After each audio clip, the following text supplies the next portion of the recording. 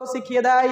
আল্লাহ নবী বললেন, লা ইয়াহিল্লু লিল মুসলিমিন, কোন মুসলমানের জন্য বৈধ নয়, কোন মুসলমানের জন্য জায়েজ নয়, আইয়াহজুরা আখাহু ফাওকা সালাস লায়াল, যে তার মুসলিম ভাইয়ের সঙ্গে 3 দিনের বেশি কথা বলা বন্ধ রাখবে। তারপরের বাক্যে নবী মুহাম্মদ সাল্লাল্লাহু আলাইহি ওয়াসাল্লাম বলেন, ইয়ালতাকিয়ান, আল্লাহ নবী ওই 2 ব্যক্তির কথা বলছেন, ফায়ুরিদু হাদা ওয়া ইউরিদু হাদা, একজন অপরজনকে দেখে, তারা একজন অপরজনকে দেখে, দেখার পরে দুইজনে মুখ ফিরিয়ে নেয়, একজন অপরজনকে দেখে যেন একে অপরের দৃষ্টির সঙ্গে দৃষ্টি রাখতে চায় না, একজন অপরজনকে দেখতে চায় না। এই কথা আল্লাহ নবী বলছেন, ওই 2 ব্যক্তির কথা আল্লাহ নবী বলছেন যারা একে অপরের সঙ্গে কথা বলতে চায় না, একে অপরের সঙ্গে দৃষ্টিপাত করতে চায় না, তার শাশুড়ি মা তার বৌমার সঙ্গে তার বৌমার দিকে তাকাতে চায় না, তার বৌমা তার শাশুড়ি মার দিকে দেখতে চায় না, তার বাবা তার ছেলের দিকে দেখতে মন চায় না, তার সন্তান তার বাবার দিকে দেখতে মন চায় না। আল্লাহ নবী ওই 2 ব্যক্তির কথা বলছেন। আল্লাহ নবী বলছেন, খায়রাহুমা, ওই 2 ব্যক্তির মধ্যে সবথেকে অতি উত্তম ওই ব্যক্তি আল্লাযী ইয়াবদাউ বিসসালাম, যেই ব্যক্তি সর্বপ্রথমে সালাম প্রদান করবে।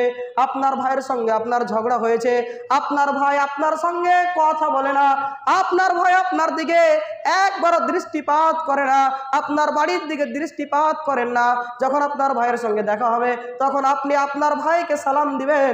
এই অবস্থায় একদিন সালাম দিলে আপনার ভাই আপনার সঙ্গে কথা বলবে না ঠিক, কিন্তু ওই সালামের জবাব আসতে হলেও সেই সালামের জবাব দেবে। আর একবার যখন দ্বিতীয় দিন দেবেন, আবার সেই সালাম যখন আপনি আপনার ভাইকে দিবেন, আপনার ভাই সালাম শোনার পর সালামের জবাব দিবে, কিন্তু সেই ব্যক্তি আপনার সঙ্গে কথা নাও বলতে পারে, আপনার দিকে নাও তাকাতে পারে, কিন্তু যখন আপনি সালাম দিতে থাকবেন, এমন তো অবস্থায় আল্লাহ তাআলা মানুষের মধ্যে এমন একটা দয়া সৃষ্টি করে দেয়, কোনো ব্যক্তি অপরিচিত ব্যক্তিকে যদি আপনি একবার 2 বার সালাম দেন, তাহলে ওই ব্যক্তি উল্টে একদিন আপনাকেও সালাম দিবে। তেমনি ভাবে আপনার ভাইকে যখন আপনার ছেলেকে আপনি সালাম দিবেন, আপনার ছেলে আপনার ভাই একদিন হঠাৎ আপনাকে সালাম দিবে। এই সালাম দেওয়ার কারণে 2 জনের মধ্যে ভালোবাসা সৃষ্টি হবে। আল্লাহ নবী সাল্লাল্লাহু আলাইহি ওয়াসাল্লাম বলেন, লা তাদখুলুনাল জান্নাতা হাত্তা তুমিনু, আল্লাহ নবী বলছেন তোমাদের মধ্যে কেউ জান্নাতের ভিতরে প্রবেশ করতে পারবে না যতক্ষণ পর্যন্ত ঈমানদার না হবে, ঈমান গ্রহণ না করবে।